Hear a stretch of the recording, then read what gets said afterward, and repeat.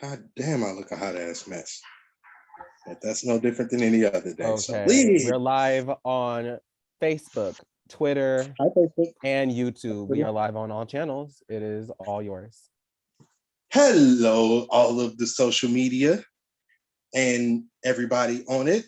My name is Prophet, and we are rocking with the Berkeley, California Poetry Slam, or Berkeley Slam for short.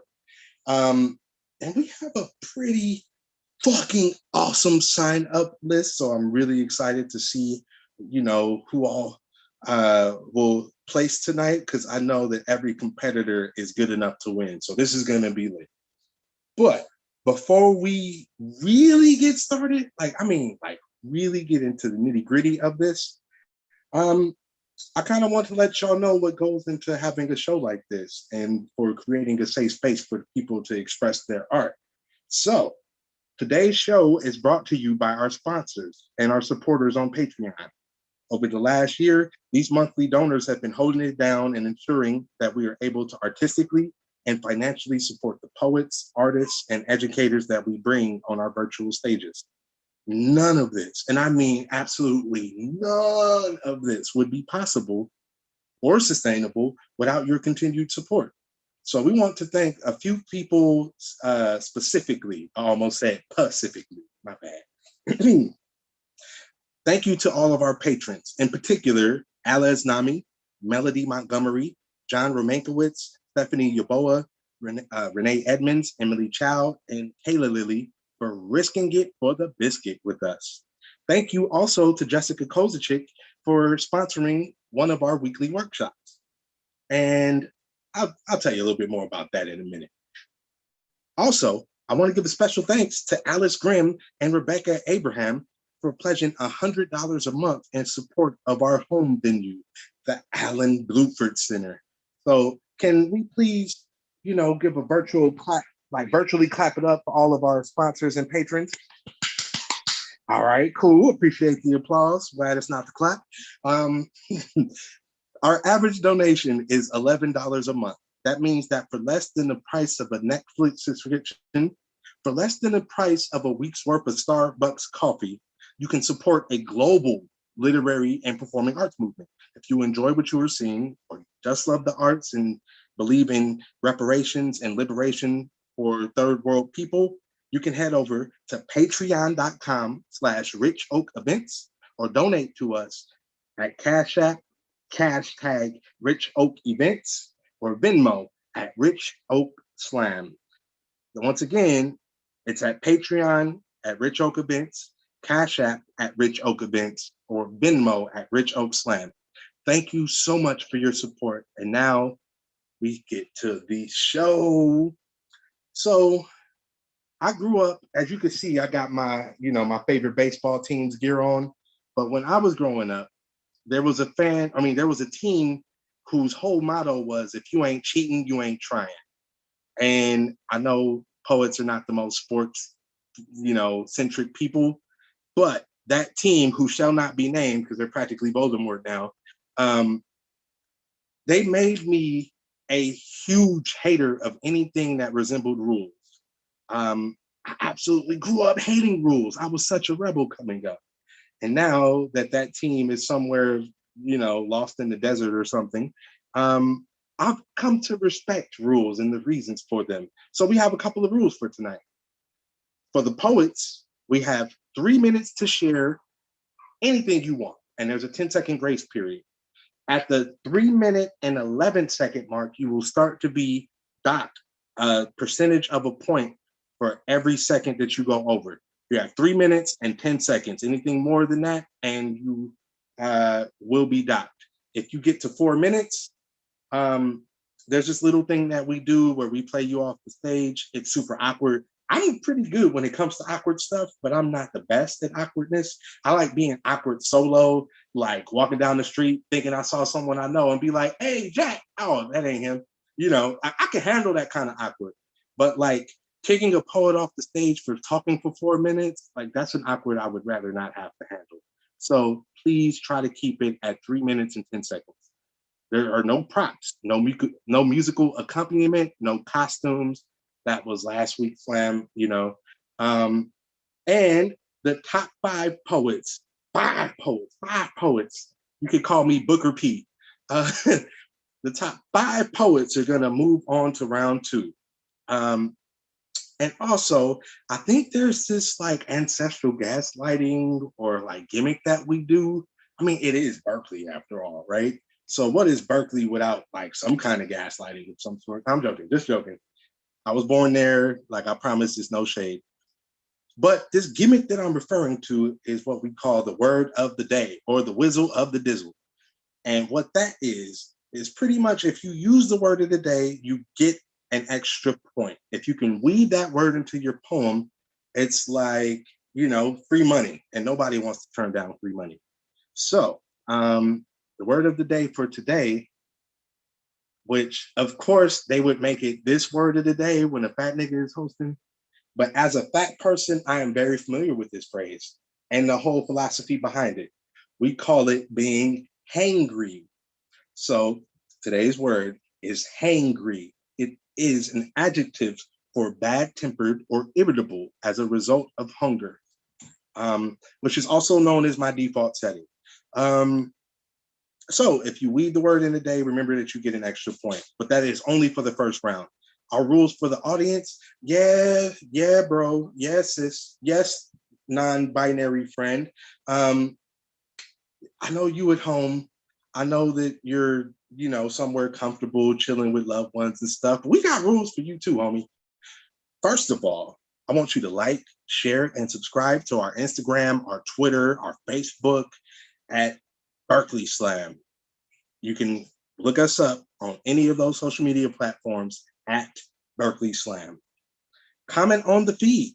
Let these poets know how much you love their poems. Be even more enthusiastic than you would be if it was an in-person show, because, you know, this whole Zoom thing is kind of dead and like there's no life in it. So like the poets only know that people love what they are saying if you speak up. So comment, whichever way you're watching it, comment and let us know. I'll even read what you share so that the poets can for sure see what you have to say. But also remember, freedom of speech is not the same as freedom from accountability. Got to give you the Kimbe Mutombo finger wag. So what that means is you can say whatever you like, however you like, but there can and will be consequences for it. Like if you know, call somebody out their name and are being hecka mean, like you might have like poets from all over the world jumping you online saying like, hey, that wasn't cool. So, you know, try to keep it respectful. And with that said, I think we are ready. So I'm gonna just tell y'all a few of the names who are gonna be slamming tonight, which means that this show is gonna be slamming like a mug tonight. First off, we have Alex the Great, followed by Josh Merchant, Moody Black, Esperanza. You already fucked up. Dog days are over is first. Okay, and then like nobody decided to tell the nigga that. Like nobody. Okay. It was in the chat. If you was here, you would have met. We said it like several times before the show started. All right. So like if I like F up again, just cut me off before I mess up again. You feel me? So I'm sorry. I didn't mean to lie to you. I didn't know I was lying, but since I'm light-skinned, I'm always lying. Just don't tell nobody. Dog Days Are Over is first, followed by Alex the Great, followed by Josh Merchant, followed by Moody Black, Esperanza Cabrales, Gray Violet. I always love that name. Damani Thomas. Damani is demanding the money. And Jordan. Oh, man. See, I barely got edges, but I know I'm not going to have them at the end of the night. Yo, this is going to be a super lit ass slam, and I can't wait. But to get us started, well, first of all, did I get that list right? Yeah. All right, sweet. I just wanted to make sure I'm not continuing to lie. So to get us started, to get these judges calibrated, we have a sacrificial poet. Judges, you're going to score this person as if they are really part of the slam. However, that score is just to kind of get you into the mood for putting points on the poem. So yeah, this is pretty much to like calibrate you, get you ready for when the slam really starts. And since it's gonna be a really dope sacrificial poet, I am excited. I'm sure y'all were told the rules for the judges. Someone just asked, are we going live on IG? And I was under the impression that we already are, but we about to try to figure that out for y'all. Not the live streamer that can do IG. That takes like a particular skill set that like only one of us has. For sure. And that is why we call them Slam God, because like they are omniscient. So sorry about that, friend. Yes, I'm just a prophet. I'm a lowly prophet. I'm not Slam God. I don't even look like Slam God. So judges, real quickly, if you don't know, now you know, homie. You're judging from 1 to 10, 10 or 0 being like your high school crush that you had the biggest crush on, like treating you like that horror movie Carrie, like just making you think that you are the queen or king of prom night, and then like just spilling pork blood all over you and stuff. Like just the most horrible thing ever. And a 10 is like Jesus crip walking and turning water into Hennessy. It's like something that you'll never ever see in life, right?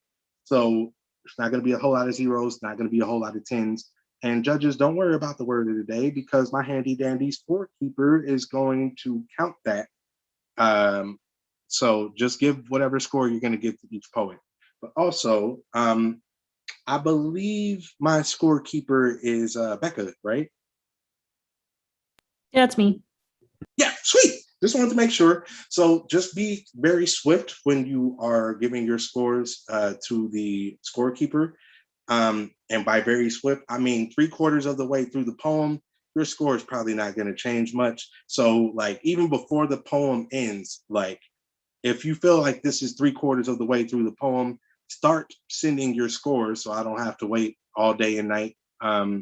Because yeah, I've been a judge before and I've like fallen asleep once and damn near, like caused a disaster. So like just be swift. Like try to be the first judge to send a score and it'll make everything flow easier. With that said, alrighty then. I was given a correction by my lovely live streamer and bout manager. I appreciate that correction. Thank you so much. I apologize for that, Becky. So make sure that you send your scores to my good friend Becky. And it's about time to get started. So to calibrate the judges, I have a really awesome poet that I'm looking forward to hearing from. Please show your love for Nicole Tracii. Woo! Woo! Yeah, buddy. Mic check. We can hear you. New shit. New shit. In which former Mayor Byron Brown is just like all of my ex-boyfriends, or a simultaneous letter to all of my ex-boyfriends and Byron Brown. Listen, I get it. After so long, you assume doing nothing is enough to impress me. But enough is enough. I deserve better than isn't the worst or isn't actively trying to harm me. But for the love of all that isn't a trash fire, I am not 19 and easily swayed by public opinion anymore. You couldn't be the bigger person just once, could you? Couldn't share what isn't even yours to begin with. You know, if you worked 5% of the time you said you were, you wouldn't have to put in 5,000% of the effort to make everyone believe you are actually doing things. Please, for the love of recycling, stop mailing me lies, stop emailing me, lose my money, and never hit me up for money again. It won't work. No matter how many people tell me you're not actually that bad, they're your friends and you probably begged, bribed, and paid them to say nice things. In fact, the people you send are kind of creepy, wildly inappropriate, and will do anything for anyone with the right incentive. My friends don't like you. They were just too polite to say anything before, but they were right. screaming and throwing a temper tantrum for months and saying it was because you're hangry as an excuse is a lie and will not win me over. In fact, it will just remind me why I can't stand you. And by the way, I never once voted for you. Woo! Woo! Yeah! Woo! Go! Yo, how we gonna start off the show that damn good, yo? And it's, man, you see me sweating, you see these beads of sweat, it's only gonna get worse throughout the night, yo. Like, damn. Thank you, Nicole. Judges, please make sure that we get those scores in asaptually. You are going to send your scores to Becky. Becky, you would be able to see in the chat to the judges that just asked. And like, audience, I hope that you are showing your love to the sacrifice in all the comment sections of whichever way that you're watching it. And with that dope of a sacrifice, this show, like, what's today's date? This date is gonna go down in history, sure. So this is how I am going to let you know that you're coming up to the stage. If I say you are in the hole, that is not a sexual innuendo. I promise, it is not an innuendo at all. It basically means that you were third to touch the stage. There are going to be two people who touch the stage before you, and then you. So somebody just called me out in the chat, and like, I told you that in secret. You can't be keeping my secrets like that, or just telling my secrets like that. So yeah, if you're in the hole, that means that you're third to touch the stage. If you are on deck, that means that you're not like coming up right now, but after the person that's coming up next, it will be you. So you're second to touch the stage. And if I say being born, it's like your water just broke, or the stage's water just broke, and you are about to touch the stage and bless us with your art. So in the hole is Josh Merchant. On deck is Alex the Great. But being on, being on, what is on? You're not even ornery, so I don't even know where that came from. But being born on this stage is Dog Days Are Over. Woo! Mic check. Hear you just fine.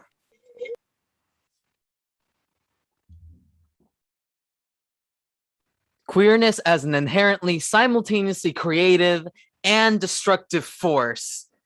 Queerness reminds you of skeletal bones. Stay with me here. Osteoclasts are a large multinucleate bone cell which absorbs bone tissue during growth and healing. Osteoblasts are a cell that secretes the matrix for bone formation. Queerness reminds me of skeletal bones simultaneously shattering and mending. We, both osteoblast and osteoclast, cuz you homophobes broke so much queer bone that we've no choice but sempiternal shape-shifting for safety, cuz some of us have nothing but bones left. Like, just ask Frida Kahlo's doppelganger. Ask Sylvia Plath's poetry. Ask Marsha P. Johnson's heartbeat. Ask Alan Turing's neurons. Ask Sylvia Rivera's rattling throat. Ask any queer body still alive or buried how many times we've had to hide our blood wrath to be as safe as bones. How many times we've had to alchemize faggot into a reclaimed crown of our femurs and phalanxes, bleeding profusely as we pluck each bone into gilded rose gold coronets. Femurs here are not just leg bone, but the strongest limb bone, are multi-dimensional unmonoliths of ever-changing tissue, like an ocean of knitted blankets mourning those buried by the absence of government aid. I mean, AIDS. Phalanxes here are not just finger bones, but revolutionary infantry. Our formation of queer bodies bodies so tightly knit were nothing but shields and spears overlapping like Stonewall resurrecting itself from the first brick thrown by forgotten hands. Thus, this faggot crown is a fucking bloodshed war zone turned chrysanthemum meadow, is an emperor's throne turned amphitheater with enough seating for every queer soul.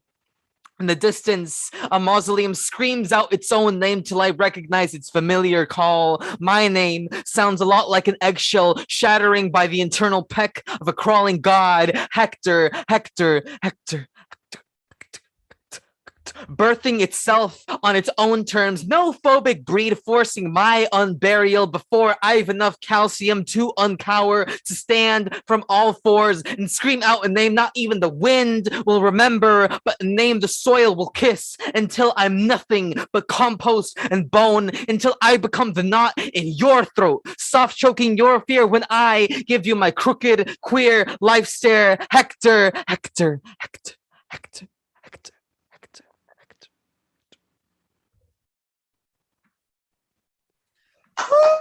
Damn. Woo!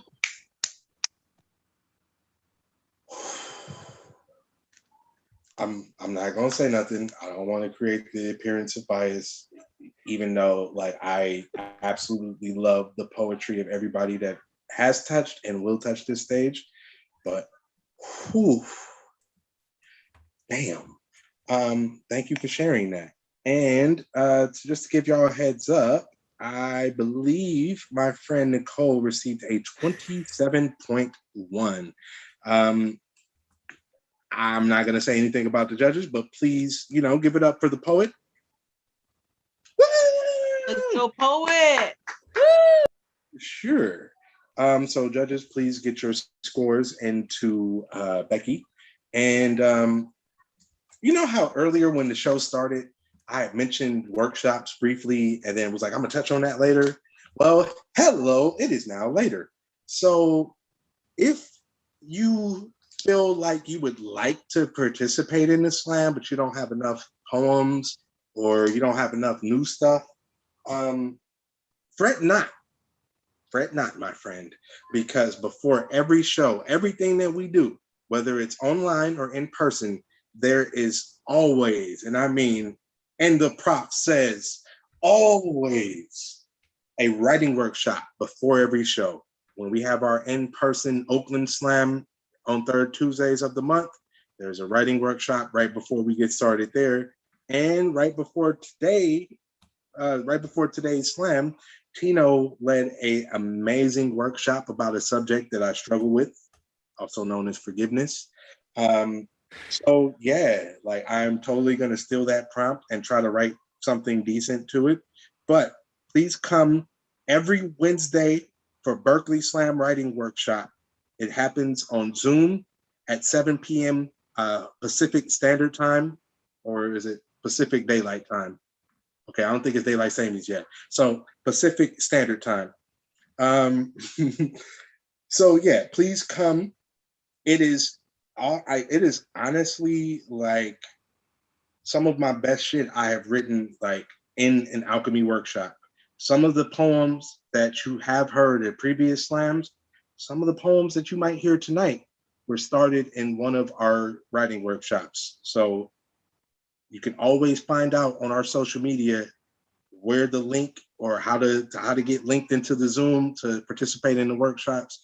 And I promise you, it has helped me to become a better writer. I feel like it's made me become a better person because of the awesomeness of the people who attend them. So I strongly implore you to check out the writing workshops. And with that said, I received a score for the last poet, which was a 26.6. Let's cheer for the poet, not the score. All right, cool. Woo. Ow! Got in touch with my inner drunk white girl. All right, cool. So in the hole is Moody Black. On deck is Josh Merchant. And coming up to the stage right now, and I mean like right now, please give it up for my sister from another Mr. Alex the Great.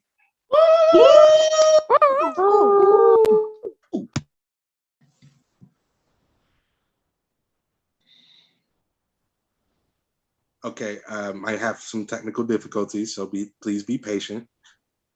All right, sweet. How beautiful is a body after it has been scarred? A hangry bruise needing space to consume, to eat. The wound, nothing but a memory.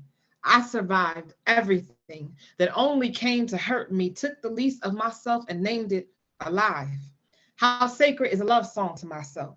How can I serenade my solemnness, sing the background and the lead? Here comes the best part, the one where I am a good partner to me.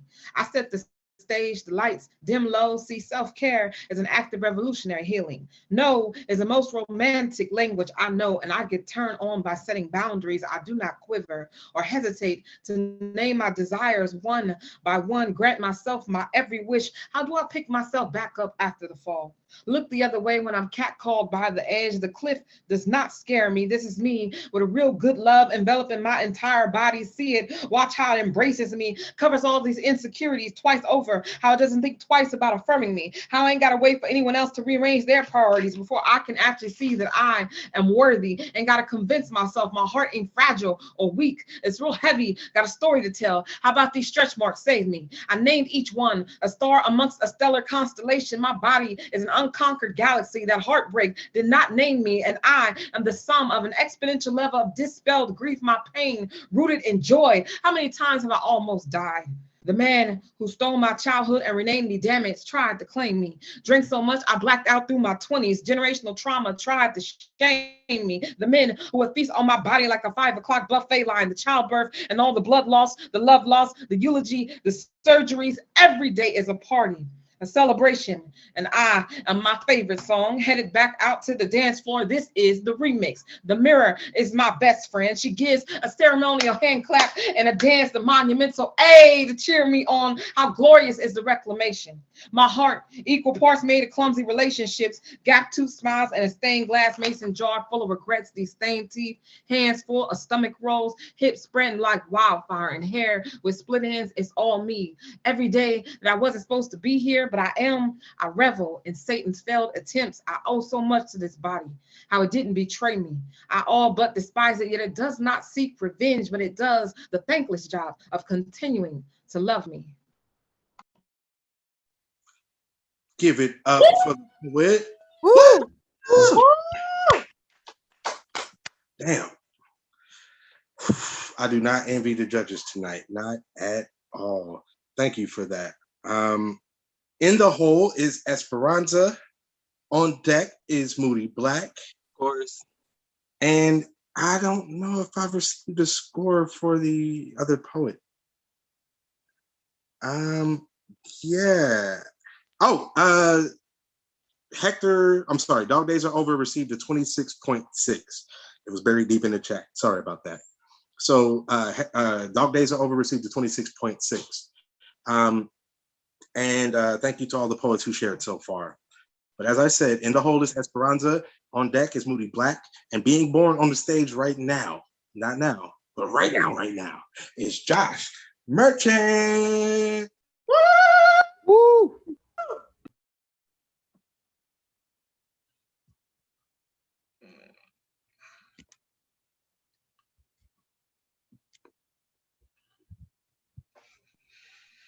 Mic check.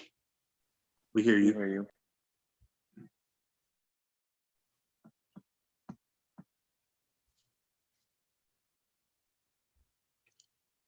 I know I will at least have a productive day if I work out for at least 7 minutes.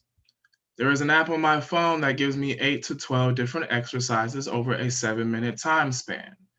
I paid for this app for a year one time by accident with money I didn't have and figured, hey, maybe God's trying to tell me something.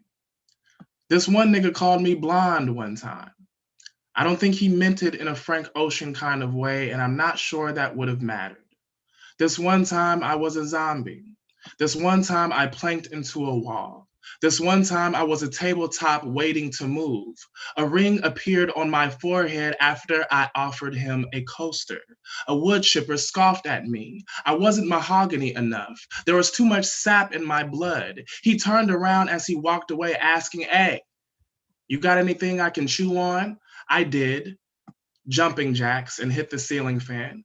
The light bulbs flickered in Morse code, demanding my chin touch my knees next time I performed this exercise meant to make me better, meant to be healthier for me, meant to show me I'm moving in the right direction. I kept looking for a compass and all I found were knives. I picked one up and drew a line in the sand and the sky called me a murderer. I apologized and pled to the sky for forgiveness and the sand swallowed me whole. I tasted the sand and the flavor was familiar. Wood chippings. How sweet.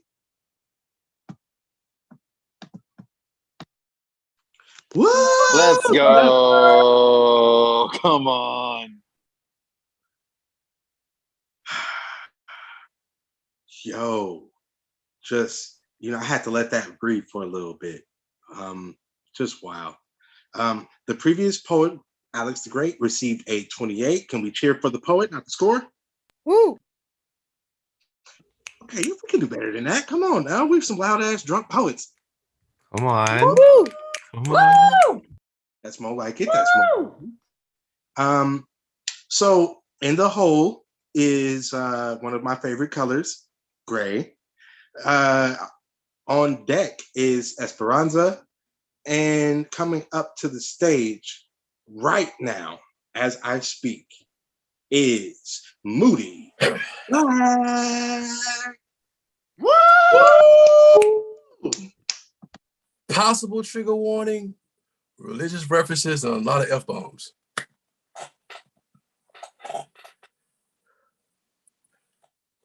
I want to fuck God without a condom. I want her to feel me come immaculate conceptions of ejaculatory flow like walked on waters her son's feet graced. Grab her hair, hear her screaming next lifetimes with holy hymns of hallelujahs and savor my soul. So don't be labeling me blaspheme.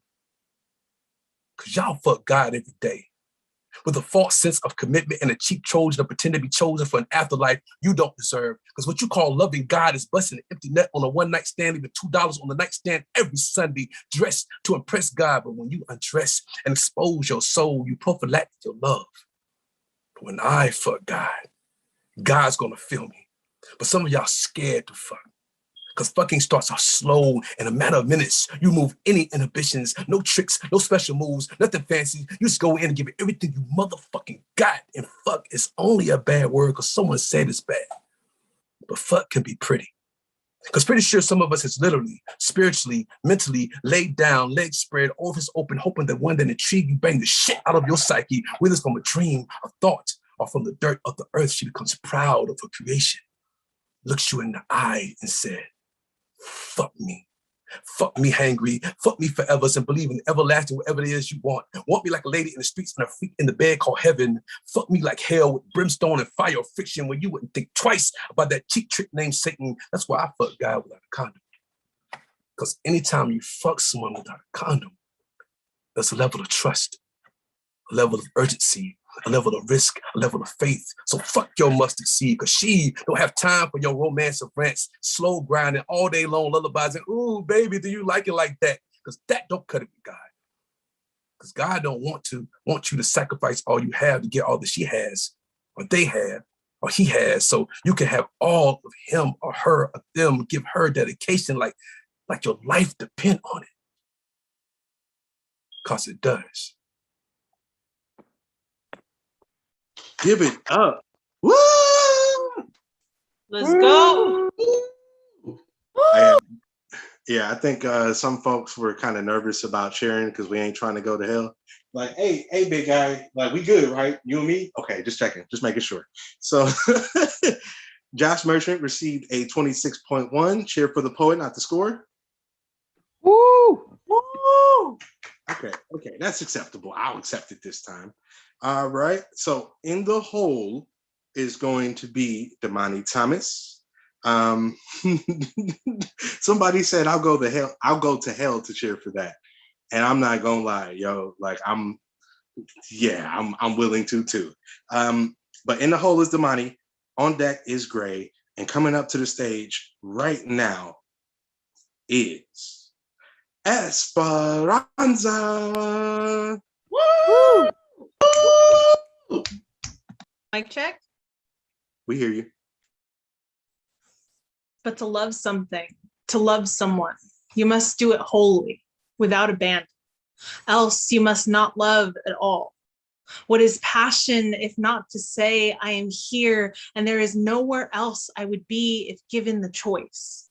What is passion if not to say every freckle, every birthmark, every tired or hangry moment, every inch and past injury, every way you feel you might be lacking is a way that I love you?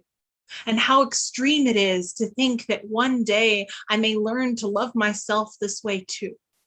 I heard the words carried in the wind, one so longing I thought I would burst. What is love except to say I would sacrifice for you, but I would never sacrifice you for my love.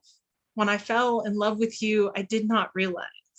I thought when I'd experienced true love, it would be more like what I'd idealized. The reality is not so dramatic. You became my best friend, so smiles, fondness, joy, the very act of being comfortable around you was all automatic. If you're looking for a psychological explanation, then I shall say falling in love, for me at least, began in the id. Instinctively, unconsciously, I had barely noticed my fixation. And being with you brings me nothing but elation. Woo! Give it up, give it up. We can do better. Let's go. Woo! Thank you, drunk hooligan in the back. Thank you for sharing that poem, Esperanza. I can't tell what I like more, your name or your poetry, but they're both awesome. So the previous poet received a 25.3 for the poet. Poet score. Woo, I said the poet. Let's cheer for the poet, okay? Let's go, poet. Woo! Let's go, poet. I guess some of the judges went to church Sunday and was not down to hear a poem about Raw Dog and God, but it's okay. It's okay. We will power through. But thank you so much, Esperanza, for sharing that. And now we have the final three poets of the first round, and it goes as follows. In the hole is Jordan. On deck is Damani. And coming up to the stage right now, somebody corrected me. I guess I was wrong about Raw Dog and God. But coming up to the stage right now is Gray Violet. Poet. Yeah. Hi, can everyone hear me? Check. We hear you. You're fine. Perfect. All right, cool. Sometimes I wonder what it's like to be one of the lipless in Seattle, reflecting the whiteness you're surrounded with, projecting your guilt in the form of signs that say hate has no place here, placed where somebody's Black grandma was kicked out of her home because gentrification decided to knock on her door. Furthermore, placed on land that was stolen, taken brutally, yet you snap when we acknowledge the pilfered land, like how you stand and clap at the end of Black trauma films, talk about racial justice in your overpriced cafes where the only shade of brown at your table is the coffee. And even that holds a lot of cream. It seems rather blissful to be one of the lipless in Seattle, hiding behind willful ignorance and aggressiveness so passive you would think your kink is gaslighting, fighting on Instagram with trolls and flipping off cops while telling people how your dad's conservative but tries his best, and mom, you're such a girl boss yet became a willing employee for the patriarchy. But we're divisive when we mention how white women barely ever seem to care unless it directly affects them. And don't even get me started on the friends, split-dyed hair to hide the very clear bias underneath. Drifted Doc Martens to stomp all over marginalized voices, marching in every protest, inciting every riot, making our realities their very own dystopian fiction where they are the hero and the villain and everything in between, and we can maybe be a character that will end up 5 shades lighter when the movie comes out. They hangrily talk about getting hate crimed when their only crime is their hatred for accountability. How their illegality in several countries doesn't stop them from creating a slur for people with my skin in each and every one. And if it sounds like I'm bashing queer people, remember, I am one, because the lipless in Seattle painted the crosswalks rainbow so we could forget the shades of black and brown that fought for them to exist. Called it pride, it hid the shame of every erasure. Replaced afro puffs and mullets. Told us we're only gay if we listened to a very white girl in red. Fed us lies laced with glitter and guilt that the very clubs that preach inclusivity would have kicked me out a few decades ago. Made the L word a cult classic. It didn't ask why some of us still felt lost in translation. Could respect every white transformation, but made men out of every black femme who wanted to be a she, her, and made sure our black trans brothers never felt safe in what should have been their home. I wish the lipless in Seattle would see how hypocritical they are when they say they're progressive. Since when has progress meant kicking out people who have been there for years? And if you thought I was done talking about grandma who got kicked out, think again, because it was the cousins too. The lipless in Seattle don't back the blue unless the homeless are black. Then they become 6'2" and dangerous if found wandering loose. And suddenly laying on the ground for sleeping once becomes no. She was getting ready to attack. And so we must fix things by fixing the complexions of our neighbors. Because apparently white means safe. And sure, my siblings may grow up to be thugs, but yours are raised to shoot up schools and bomb churches and murder at malls. My future is unsure yet. Your presence is a constant threat looming over me. So when you fix your whispers of lips to yell at me to calm down, while you chill at Capitol Hill, reclaiming terms not meant for you, colonizing self-care, I lay my blackness and my queerness bare in the same sentence, on the same page. My story full of triumph, theirs rooted in guilt. If they must uproot my progress flag, let it bury them in their own damn filth. The lipless in Seattle. Yeah, bruh. You know, quick anecdote. I dated a gal in Seattle last year and went out there to go visit her. And literally everything that Gray just said is true, like absolute gospel. Thank you. Thank you. I appreciate that. Had to take a deep breath. So Esperanza received a 26.2. Please give it up for the poet, not the score. Woo! And man, like we got 2 more poets left, and I don't know if my edges can last until the end of the round, but man, this is gonna be great. So before I call the second to last poet of the first round up to the stage, I'm just gonna let you know now. You can follow us on IG or Twitter at Berkeley Slam, at Oakland Slam, and at Rich Oak Alchemy. We have several shows, 2 slams, Berkeley and Oakland, and 1 open mic, also known as Rich Oak Alchemy Open Mic. It is, at this point, necessary. After a pandemic, after like the entire world and the world's economy is trying to recover, this is good for the soul. Being able to share your work, your truth with like-minded people who listen and love what you have to say, it's way, way cheaper than therapy. So if you addicted to this, like I am, I implore you to add us on IG and Twitter at Berkeley Slam, at Oakland Slam, and at Rich Oak Alchemy, because this is church and communion, and we don't have like offering and the building fund and tithes and stuff. We ain't gonna do you like the Black church be doing, for the most part. So yeah, please subscribe to all of our social media, because it's the best way to stay in the loop. With that said, on deck is Jordan, and coming up to the stage right now is Damani Thomas. Woo! Woo! Can y'all hear me? Yep. New shit. Oh, shit. In Spy Kids 2, Steve Buscemi says, "Do you think God stays in heaven because he too lives in fear of what he's created? In some world, God isn't afraid of us. In some world, he meets Whitney Houston. God remembers meeting Whitney Houston for the first time. I remember her being normal, a Black woman with sun rays for hair.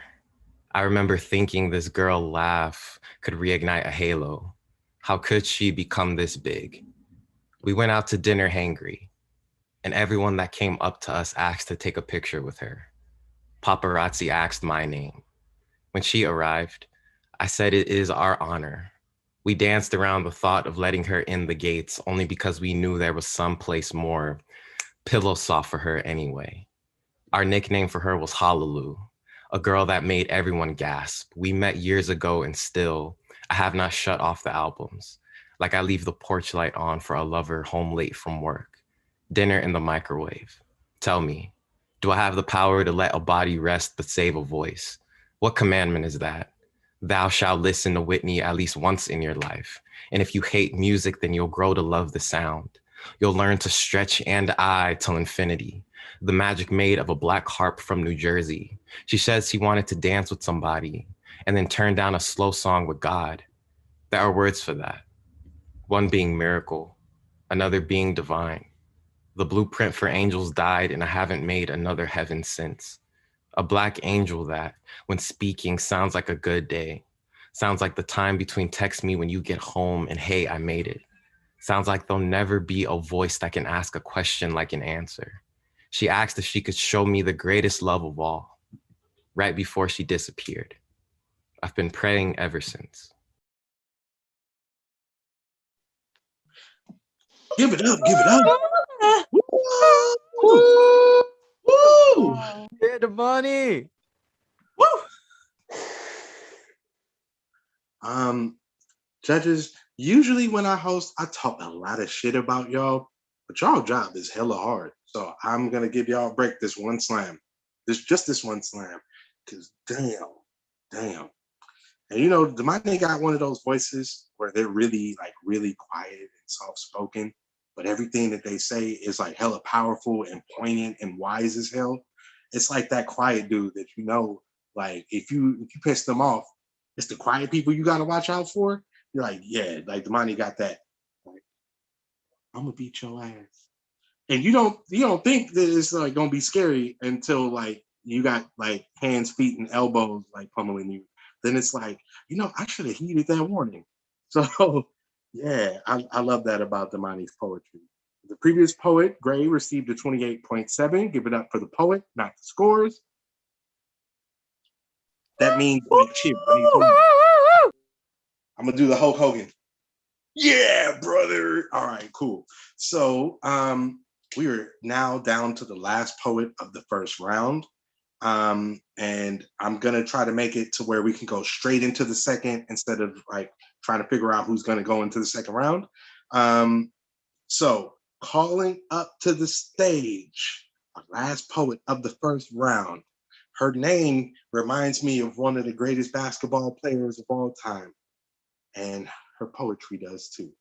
Give it up for Jordan. Hey, yes.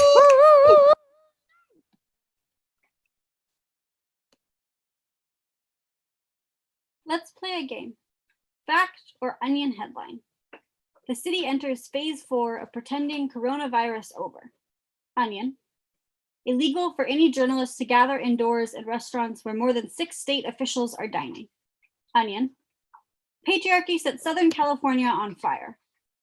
Fact. It's fall 2020 and we are a red flag state. One accidental spark away from inferno. Thousands face power shutoffs and national forests shut their gates. The drought has made historic groves easy kindling. Both the Bay and LA County are nearly surrounded by flammable hillside. Most cities in emergency text away from evacuating. Between the pandemic and climate change, no one's lungs are doing great. But toxic masculinity is hangry, will always choose its own survival first. A gender reveal party gone wrong, flames sprint up steep canyons, and patriarchy becomes pyrotechnic, but insists femme was at fault, weaves another layer of smoke into horizon, claims the hills asked to be made ash all summer. California is either mid-burn, about to be, just extinguished or smothered in smoke.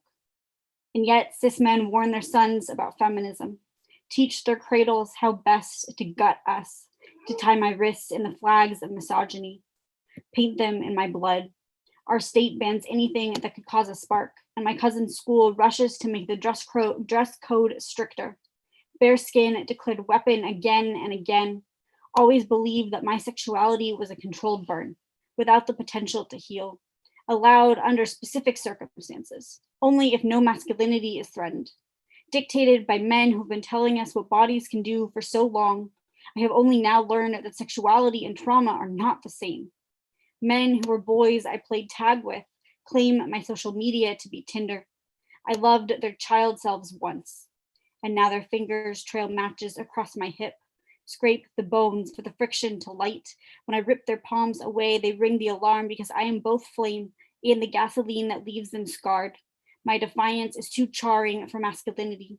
I stare down men who see my disabilities and think me wounded and ready for consumption. Masculinity names my defiance a violent thing. They call us the red flags, and yet we aren't the ones who start the biggest disasters. Once the forest knew how to resurrect, how to create life from ashes. Redwood trees stronger because of the heat. The world knew how to self-regulate before humans tried to play God, because California burned because fossil fuels are the match, and our refusal to learn practices we have forgotten is the hand that lights it. And femmes are of flame, both resurrection and the destruction it can cause. Woo! Give it up, give it up. Woo! So that signals the completion of the first round, but it does not signal the completion of the slam. Oh, no, no, no. No, it does not. Damn, how the hell are we going to decide the 5 poets that go to the second round if everybody that touched the stage is fucking amazing? Like, now I understand why some parents or most parents have a favorite child, because it's just so hard. It's just so hard. Like, actually, I don't understand why parents have a favorite child, because it's just so hard to pick one. But as I am waiting for the score, I just want to let y'all know that if you go to youtube.com and you type in the words Bay Poets Unite, we are essentially trying to get our views up. We have a amazing library of poets, some of whom have touched the stage tonight, many of whom have touched the stage in previous slams, virtually and in person. But we have a great library of poems and poets. It's honestly like amazing. So go to youtube.com/BayPoetsUnite if you want to be able to watch the slam as it's happening live. If you want to be able to check out some of your favorite poems by some of your favorite poets, you will see many of the people who have performed on tonight's stage are right there, and their stuff is always legit. So please check out Bay Poets Unite on YouTube. And also, to adopt, my Black church spiel a little bit, please, if you haven't, and if you like supporting the arts and people sharing their truth, do donate to our Venmo at Rich Oak Slam, because it's viewers like you that make this slam and slams like it happen. So that concludes the first round. We are still trying to calculate, poets trying to do math and stuff. It looks like I have who's going to second now. But before I do that, Jordan received a 27.3. Give it up for the poet, not the score. Come on, poet. All right, cool. So we have our list for second round. And I'm not going to lie, yo, some of these scores are like this close. So if you didn't make it into the second round, you only didn't make it by like 1/10 of a point. So yeah, please don't be discouraged. Please don't think that it has anything to do with the quality of your poetry or the quality of your art. There have been people that didn't make it to the second round, and the next week that they slammed, they won it. So don't get discouraged. I hope to see you at another slam. Don't leave. We want your presence here to continue to bless us, because we're about to get that second round started. We do not have a sacrifice, because I don't want to like keep y'all here all night. Some of y'all are East Coast, so it's already past midnight. So I'm gonna get short and sweet and to the point. The order for second round is gonna be as follows: Gray Violet, woo! Alex the Great, woo! Damani Thomas. So I lied to y'all again, yo. As a light-skinned person, I can't help it sometimes. It just happens naturally. Like just any words that come out of my mouth, it's like half the time gonna be a lie. So I apologize. Like that was not a purposeful lie. It was an accidental lie. I gave you the wrong order, but it wasn't it wasn't intentional. So as I am getting my stuff together, with the correct order of tonight's slam, let me go ahead and fix my little notes to reflect. All right, cool. I got the current order. So forget what I just said. I know I'm appearing scatterbrained right now. It's only because I am. But this is the order for round 2. First, we have Jordan. Woo! Then Damani. Woo! Then Gray. Woo! Let's go. Then Alex. Woo! Let's go. Then dog days are over. So here for all the poets that are gonna be spitting in the second round. Can I hear some noise, please? One of my roommates is being Yeah. That is more like it. So,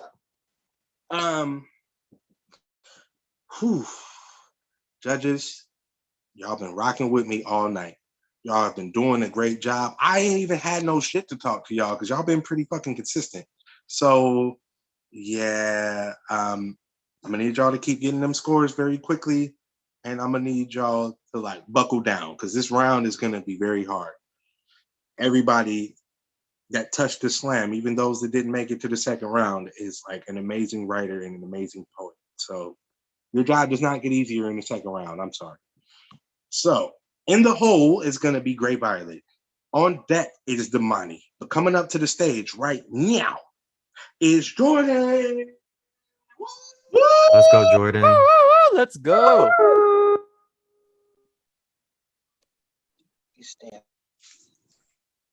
After Safia El Hilo.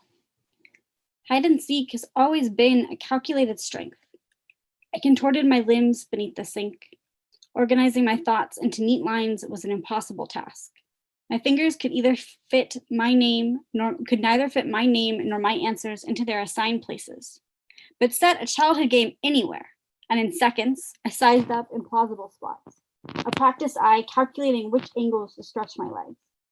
When I played as a child, the game always ended before I was found. The seekers got bored of looking and moved on. I learned to combine that skill and mental illness. If I stayed still for long enough, I could wait out whoever wanted to find me. Be just, quiet enough, and no one looked too closely. Cover up depression with a practiced smile.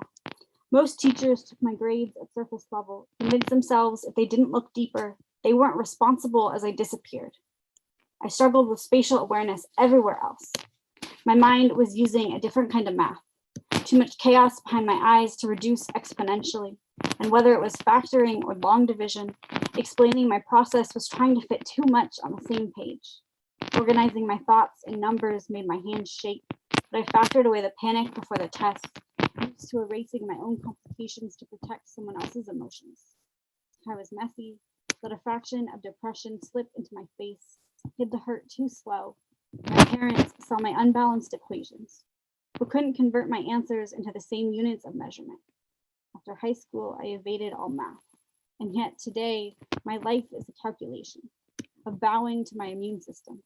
Lyme disease doesn't scribble off the page, it sets it on fire. By page, I mean my ankles, swelling red. Stand a few minutes too long, sleep 3 more hours if I want to walk tomorrow. Years of contorting into boxes, hypermobility, my best party trick. reduced my joints to an improper fraction. They can't carry me the same. Problem 22. When I take Sudafed, my body develops a tolerance. How much must the effective dosage increase in order to remain proportional to the pain? Problem 23. Once I reach X Advil, my gut will cancel them out and I'll be unable to eat. How many are X this time? This event is independent of all the previous ones. You can't really hide anymore. Not counting from prescription bottles before ordering food. Try Formula 1. Rush to yank them into my bag before the waiter comes over. Sprain my right wrist and subtract typing a new poem later. Or Formula 2. Finish counting histamine blockers so the waiter lectures me on trying 200 natural remedies that helped his cousin. Or he diagnoses me healthy and then demands to know how sick someone so young could really be.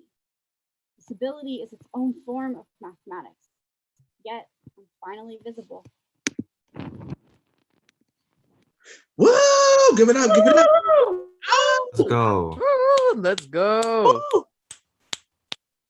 I guarantee you that my neighbors think that I am a werewolf, not just because I'm scruffy, but because y'all got me howling at the moon all night, and I wouldn't have it any other way. Please show your love to the amazing Jordan one more again. All right. And yes, it's totally because I'm light skinned that my neighbors think that I'm a werewolf. All right. So in the hole is going to be Alex the Great. On deck is Gray. But coming up to the stage right now is Damani Thomas. What? Let's go, Damani. Sound good? Yes.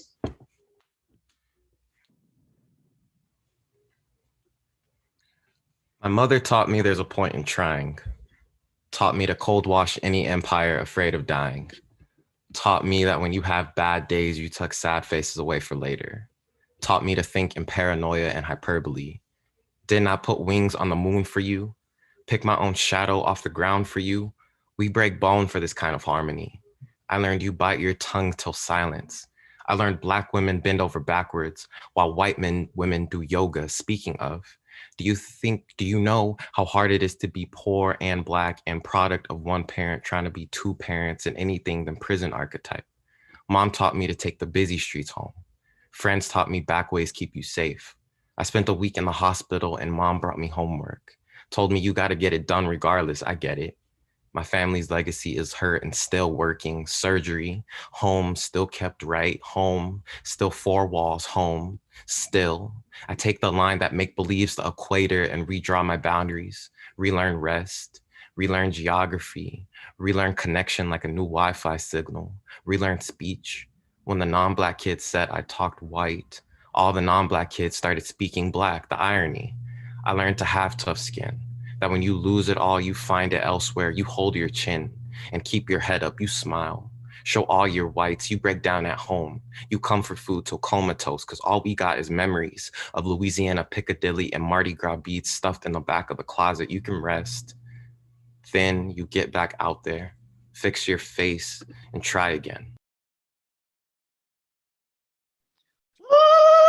Yes. Oh my gosh, yes. Oh. Let's go, Damani. Woo! I told y'all you got me hollering at the moon. Man, my voice is probably going to be gone by the time this show ends, just because y'all are that dope. Holy shit. Thank you, Damani. The previous poet received a 24.8. I ain't been on the judges all night, but it's okay to boo the judges right now.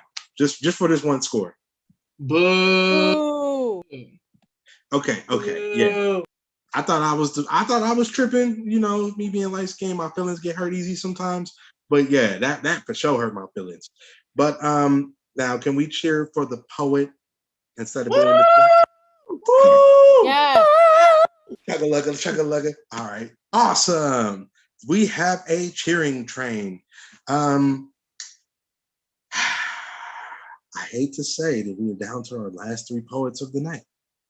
I only hate to say this because like I wish that we could have 24 hours of poetry, which you can if you go to Bay Poetry Night on YouTube. But in the hole is Dog Days Are Over. On deck is Alex the Great. And coming up to the stage is Gray Violet. Let's go, Gray. Yeah. Let's go, Gray. Oh, This is some new shit. That's my mic check. This is some new shit. Can everyone New New shit. shit. Perfect. your All mic's right, good. cool.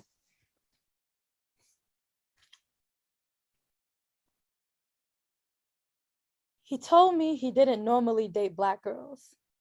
And that was okay because I liked women and non-binary folks anyway. But no one prepared me for the day when I would realize I wasn't desirable in their eyes either. No one told me how I'd settle for being compared to food until I felt like my only offering was consumption, how I was simply an interruption at the table, an exotic snack. And if I tried to explain how that made me feel I was the one on the attack, no one speaks of the Black girl insecurity that comes from having to fight to love one's skin. And the Black girl shock when someone tells you you're beautiful, and the Black girl doubt because you feel like they'll never mean it. It's draining to be unwanted by many genders. Fetishized, they demonize, they generalize, and ostracize and minimize to pieces of being. And seeing barely anyone who looks like you alive and well, when they sell you this pipe dream of lesbianism, no one tells you this. People are never going to see you as queer enough because the colors of the rainbow are painted over in white. And girls are going to say they want you when all they want is to sexualize. Boundaries are going to be broken. Communication's gone unspoken. Your participation in spaces is never as a person, just a token. And eventually you'll want to fade out of a community your ancestors made so accepting in the first place. You'll fall out of place because you're just a traitor to your race, the nuclear Black family, a strong Black man and doting Black wife. Your Black life isn't the one they're marching for. And your queer community will wonder what the hell you're marching for. Your intersections don't reflect in the shallow pool that is their view. So when someone in the skin I'm in makes it past the baby gay phase, it's a cause for celebration. And now that I'm older, I give myself all the congratulations because I was barely given any. Like I pre-self-love plenty, but misogynoir is the thing that really keeps me on my knees. And I know my personality is a 30 out of 10, but when people see I'm hot, the words still sound foreign to me. It's hard to believe, and girls tell me they're intimidated by me, so I give them plenty to blush about. I rush about balancing sensuality and amazing intellect. I project confidence because if I have a tough enough exterior, no one can break me the way they used to. They tell me I'm beautiful and I tell them I know because I don't, but I'd rather be a fake than allow myself to be hurt when they eventually flake. And when you came into my life, that was my first mistake. I let the compliments worm their way in. I didn't observe the game. I took an active role in it. I would sit in the passenger seat of your car and let you adore me and tell me what I wanted to hear, which was, I know you're new to this, but I don't care. That night at the concert left me so unaware of all the red flags and all the missed signs. And I kept telling myself I would learn from all these times, but I couldn't. Not when you walked straight out of Tumblr into my life. And I realized I didn't have to try to live, I could aim to survive. And your mom seemed so cool right as I was going through hell with mines. Funny how when things went down, my mom was the one who held me down, even though she didn't understand. And I don't even think she approved. I did all this for a Ferris wheel view. All because I low-key wanted to be like you and be with you. So that was never to be. A Black girl heartache. The start of a Black girl heartbreaker, cherry chapstick taker, the muse, the menace, the desired, the feared. When I try to start over, I always end up back here. Give it up. Woo! Let's go. Woo! Man, like, I just want to pause this moment in time because shit, yo, I had hair and now it's starting to thin a little bit. Like I'm developing bald spots because at first my edges went and then now like other parts of my hair are going because you're blowing my wig back, everybody. Whew. The previous poet received a 26.7. Give it up for Damani and their poem. All right. We still got some soccer hooligans in the building. I'm happy. Hey, we love to see it. But that means that we were down to the last 2 poets of the slam. And yeah, I'm kind of in a reflective mood because like, I don't want the night to end. I'm about to cry. It's been so good, yo. Like you got me acting real light skinned, y'all. Just because it's got me emotional and in my feelings and stuff. It's that good.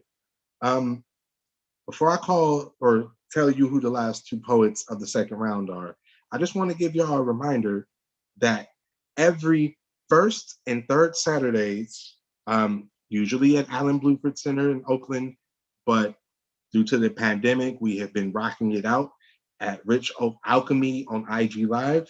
We have the Rich Oak Alchemy open mic, which means this Saturday, not next Saturday, this Saturday, you can watch us and take part in our writing workshop before the show and in the open mic itself by coming to the Rich Oak Alchemy Instagram page, joining our live stream when we get the show started, and then just blessing us with your art. It's gonna be great.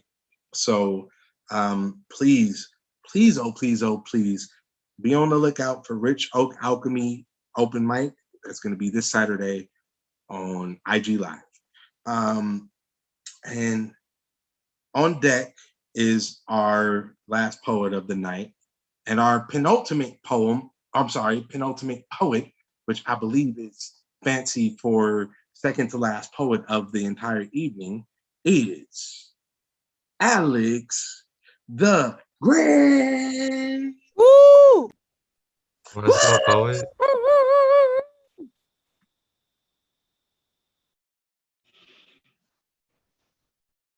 Poet Daniel Garcia says, every man is famous when a woman is in love with him.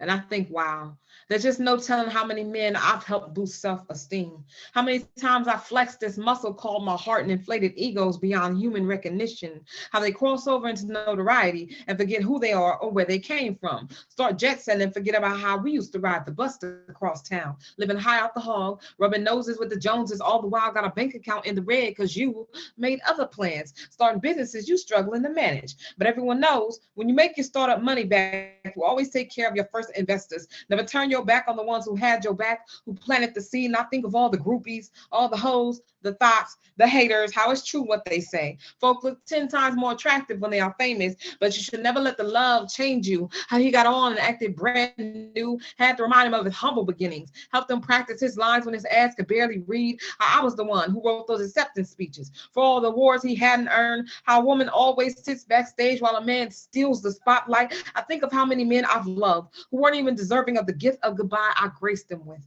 How I would bow out the audition and allow another to play the part of girlfriend, of wife, of right now for a good time. Just yesterday, I saved a man's life, kept him humble, kept him here. When I kept my words to myself, do you know what a responsibility it is to hold this heart in your hands?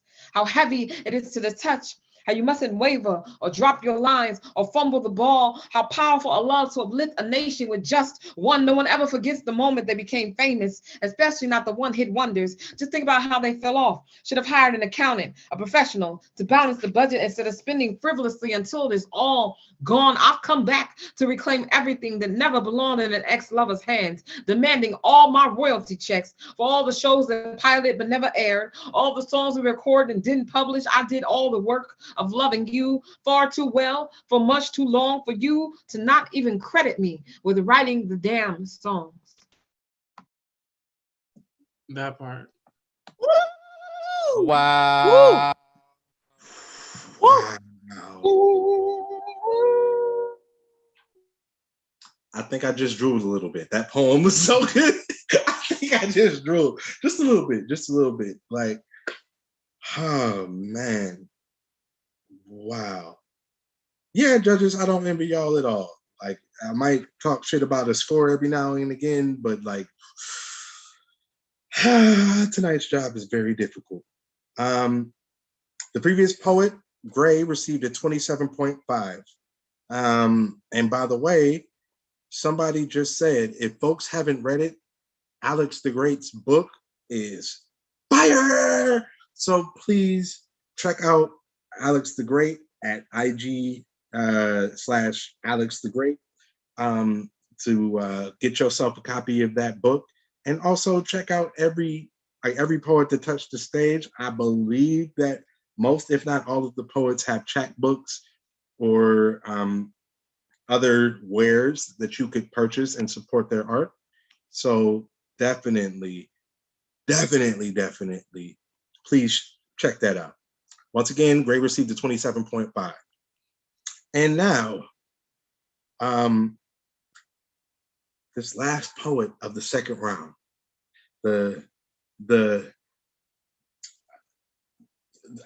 I can't think of a better term than this, but like the climax or falling action of the slam, something like that. But anyway, the last poet that is going to bless your eardrums and your eyelids is going to be Dog Days Are Over.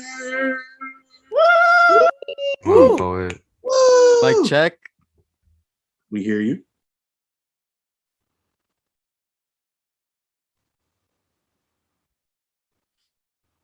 I have never met another man's father. Soft queerness often splits family trees wide open with homophobia. I lay entranced in bed by the skin of a boy so silken with smooth creases. Homophobia tangles the roots at our necks, and so my fingertips unfurl his knotted back. My hardened knuckles tenderize against the caress of his ear. When I was a young seedling, my father was soft. He gently caressed my ear with his fingertips and unfurl my knots. My queer weeps healing tears.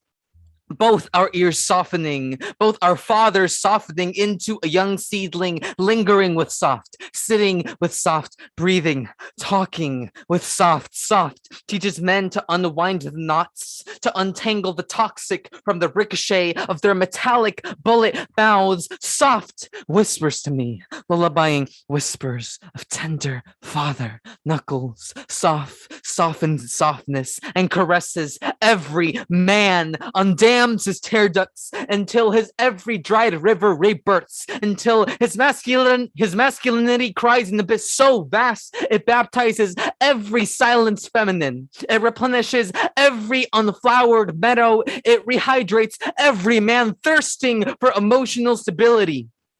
Every man will one day bleed, and he'll choose between stitching his wound or bleeding waterfalls on the mute. Every man bites his tongue until it bleeds an ocean so vast it baptizes his own inner child. He emerges coated with the crimson blood of his every ancestor. They will soft the concrete of his calcified cranium. And so I caress this man with my every loosened coil, my every loosened back knot, my every softened sea salt pillar. I will turn my eyes back to his and still come out alive and martyr. Alan Turing unchokes his gravestone, and every queer softens. Him and I conjure soft to queer us into the stitches for the bleeding homophobia burdening our throats. The queer of my fingers intertwined with his lullabied silence. We would listen in quietude. We would unsilence when bleeding soft rubies. I've grown softer since you left, and I will not silence my queer. That part. Woo! Period. Give it up, give it up, give it up, give it up. Let's go. Give it up, give it up, give it up, give it up, up. Yo.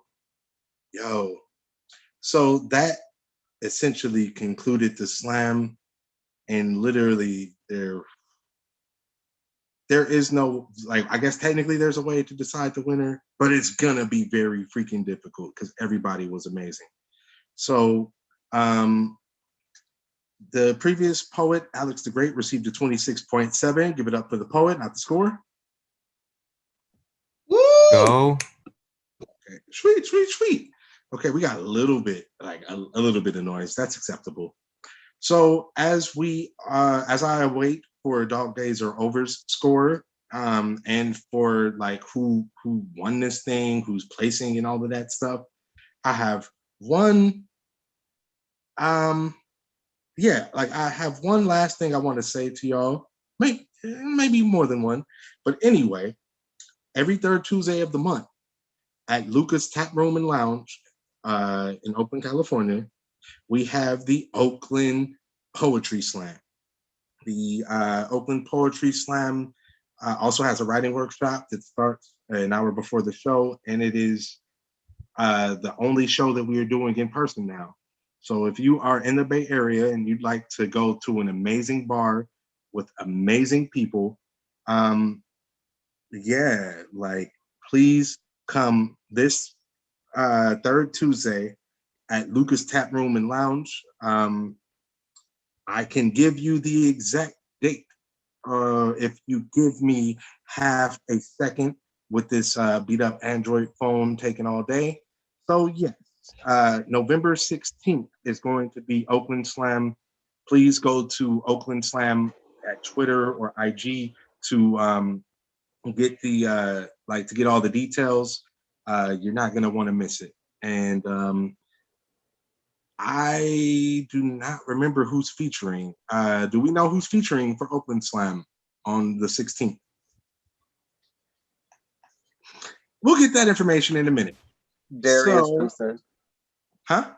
Darius Simpson. Whoa, shit. Oh my God. Like that is gonna be lit. So yeah, please come through November 16th at Lucas Tap Room and Lounge. Darius Simpson is gonna be featuring. It's gonna be great. It's gonna be fucking great. So IG at Oakland Slam or Facebook at Oakland Poetry Slam, you'll be able to get all the info. And I have one announcement. Whoever was trying to trip me up succeeded. Fuck you with love. So we have a 27.5 for Dog Days Are Over. Give it up for the poet, not the score. Come on. Woo! Okay, I was about to say I can't be the only one. We love you, Hector. Yeah. To give y'all the places, can I get like a drum roll? Because I have the scores, I have the people. Can I get a drum roll of some kind? Even if it's a bootleg drum roll? Like, in third place, actually, these wait. The scores that I just received are for the second round. I need the scores for the whole slam. Sorry about that. I don't mean to be picky. I just yeah. So while I'm waiting to get who placed, I want to give y'all my final announcement of the day before I give y'all who won or who placed. Starting next week, there is an amazing workshop series being led by our sister from another mister, Milani Pelly. She is a Berkeley native that is partnering with the city of Berkeley and eventually us, the Berkeley Poetry Slam, to facilitate several women-centered and femme-centered writing workshops. They are centered on healing, sisterhood, and empowerment. Just talking to her about what she's going to be doing in these that workshop series, it's got me hyped, and I'm not even going to it, but I am super excited for everybody that is. So if you go to our IG at Berkeley Slam, we have posted a couple of flyers for Milani's event. We're going to put the link to register for her workshops in our link tree. And I implore you to come to it. If you are in the Bay Area, it's going to be happening at a really cool bar called Spats in Berkeley. It's going to be 2 different writing workshops, one for all women femmes or femme identifying individuals.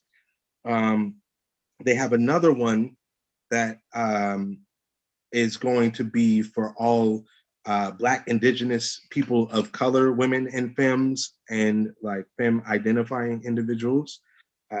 Also for Two-Spirit individuals. So please tap in with us because you definitely don't want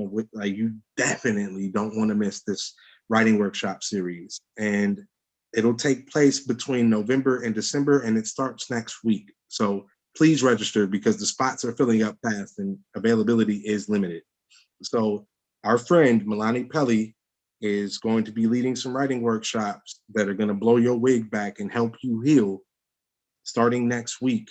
Come to Berkeley Slam's IG page to get more information.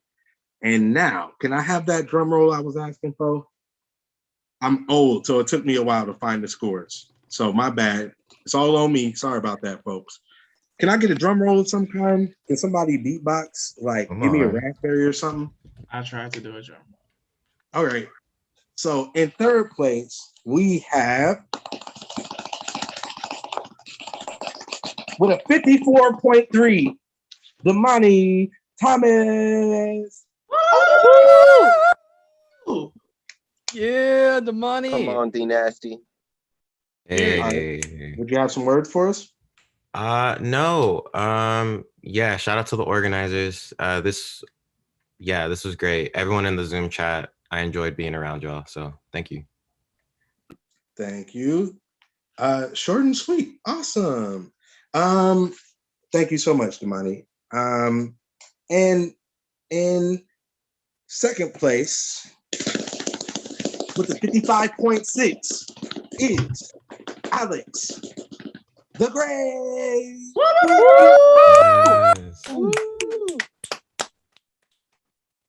Any words, sis?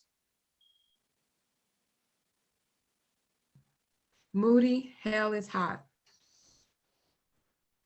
I You love said black. Moody, hell is hot. Yeah. That's from Moody Black. Amen. I want that poem like somewhere where I could hear it all the time. And then like all the poems that were shared today, I want to be able to hear them a billion times. And guess what? We can. If you go to Bay Poet Unite, tonight's show is live on YouTube, so we can record it for time immemorial. Thank you, Alex. And I mean, only a cool ass poet would like win some prize money and then spend their time on the mic after they win prize money being like, yo, other poet, that was dope. See, that's why I love slam, yo. It really is like church, or like church is supposed to be. So, and in first place with a 56.2, can you please drum roll for me? Give it up for Gray Violet. Yeah, Gray! Hell yeah! I do have words. You know what? There's no shame in plugging myself. I'm gonna plug myself. If you like what I did, I'm working on an album, but that's coming later. But I'm dropping a single next Friday. It's like music and spoken word. It's on Spotify everywhere. If you want to support me, my Instagram is Gray Dreamer. Thank you so much. I love you all. You're so talented. Yeah. Yeah, thank you so much. Let's cheer for all the poets that touched the stage. Woo!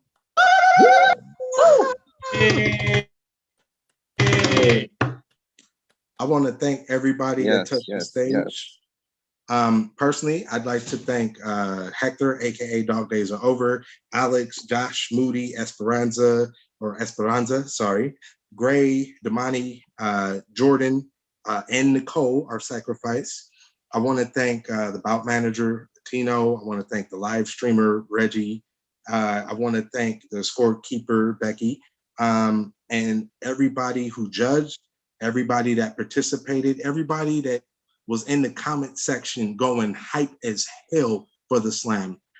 Literally, this slam would be so dead and non-existent if it wasn't for y'all, so we really appreciate the support.